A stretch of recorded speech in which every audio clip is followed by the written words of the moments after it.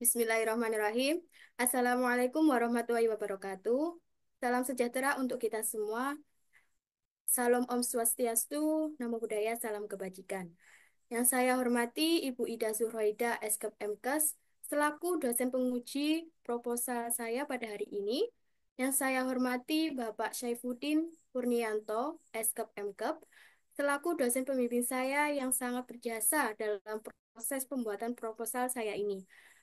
Pada hari ini, Senin 16 Desember 2024, saya Eka Lailatul Maufiro dengan NIM 222303031020076 akan mempresentasikan proposal saya yang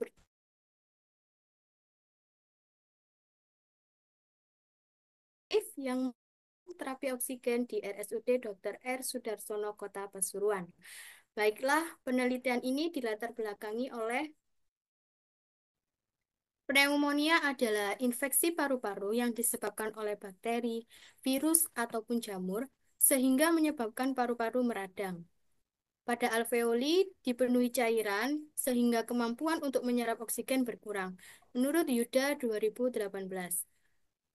Angka kejadian pneumonia di Indonesia pada tahun 2018 didapatkan rata-rata sebanyak 20,06% per 100.000 kasus, menurut Kemenkes RI 2019. Sedangkan jumlah kasus di Kabupaten Pasuruan sebanyak 2.010 kasus, menurut BPS Jawa Timur 2020.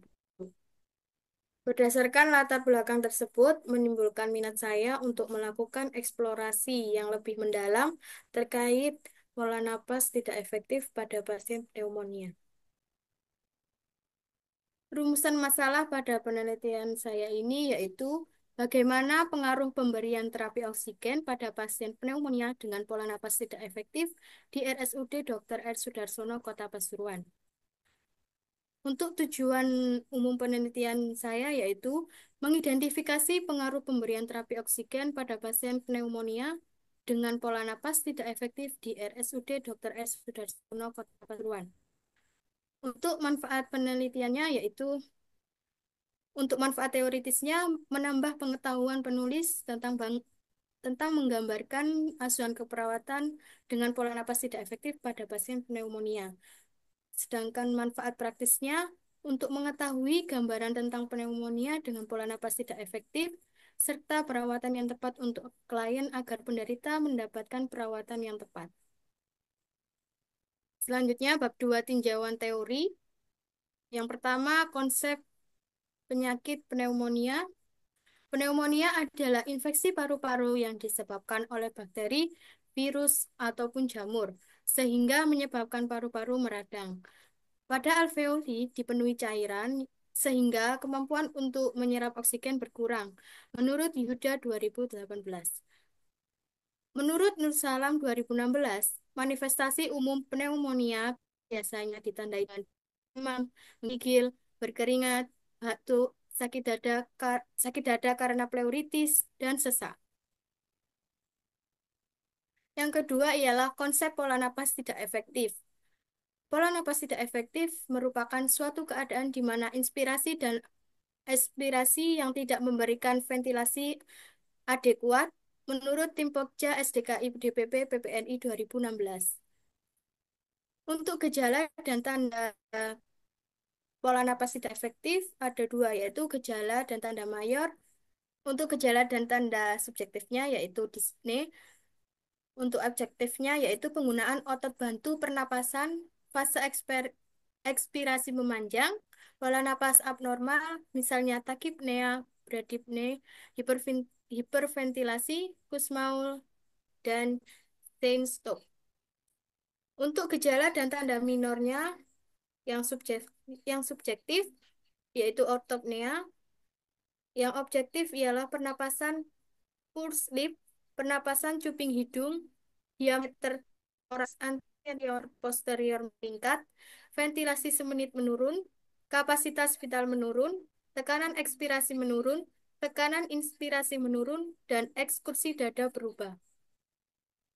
Yang ketiga, tentang konsep terapi oksigen. Terapi oksigen merupakan suatu intervensi medis berupa upaya pengobatan dengan pemberian oksigen. Untuk tujuan terapi oksigen ialah mencegah atau memperbaiki hipoksia jaringan dan mempertahankan oksigenasi kuat. Selanjutnya, yaitu indikasi dan kontraindikasi terapi oksigen. Untuk indikasinya, yaitu pasien pneumonia yang mengalami pola napas tidak efektif, dan kontraindikasinya yaitu pasien dengan keterbatasan jalan napas yang berat dengan dyspnea tetapi PaO2-nya lebih dari atau sama dengan 60 mmHg dan tidak mempunyai hipoksia kronis. Untuk pelaksanaan terapinya ada 4 macam. Yang pertama, nasakanul yaitu dengan konsentrasi oksigen 24 sampai 44% dan aliran oksigen 1 sampai 6 liter per menit.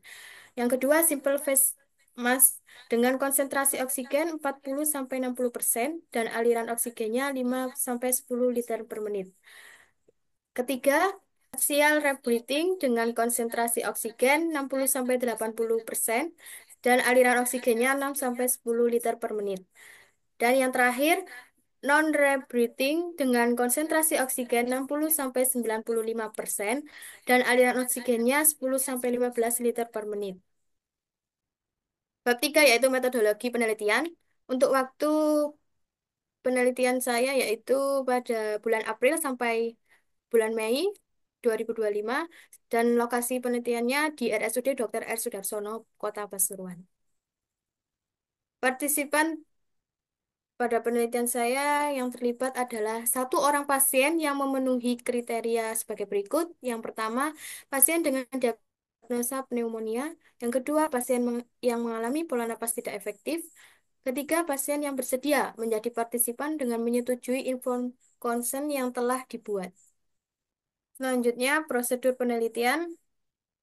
Yang pertama, yaitu mengurus perizinan like etik ke KEPK dan ke LP2M.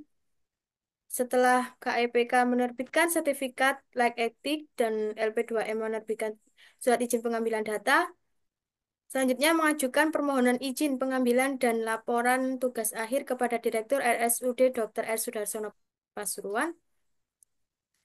Selanjut, Selanjutnya mengajukan izin ke Kepala Ruang Medikal Bedah.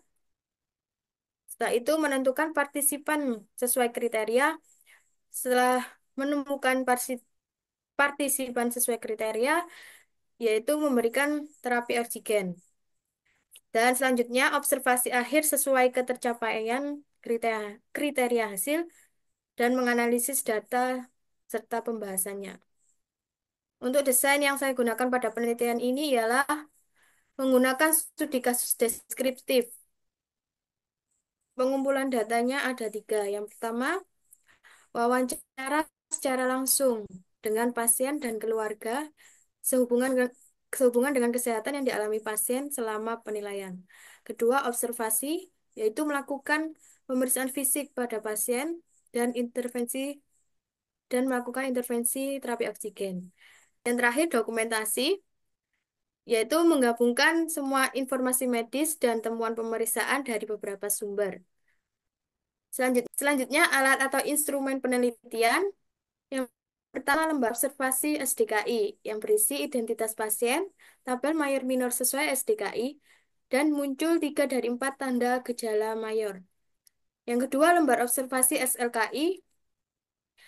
Capaian kriteria hasil harus sesuai SLKI, yaitu pola napas yang membaik. Selanjutnya, metode analisis yang saya gunakan ialah dengan cara yang pertama, mendeskripsikan kondisi pasien secara faktual, sesuai fokus tadi. Kedua, mendeskripsikan implementasi yang dilakukan terhadap subjek studi kasus. Selanjutnya, mendeskripsikan masalah-masalah atau respon pasien yang muncul dari subjek studi kasus selama pengelolaan kasus. Dan yang terakhir, mendeskripsikan hasil dari implementasi yang dilakukan terhadap subjek studi kasus. Baik, sekian presentasi dari saya terkait proposal saya. Saya ucapkan terima kasih banyak kepada dosen penguji dan dosen pembimbing atas perhatiannya, dan juga saya mohon maaf apabila ada kesalahan dalam presentasi. Wassalamualaikum warahmatullahi wabarakatuh.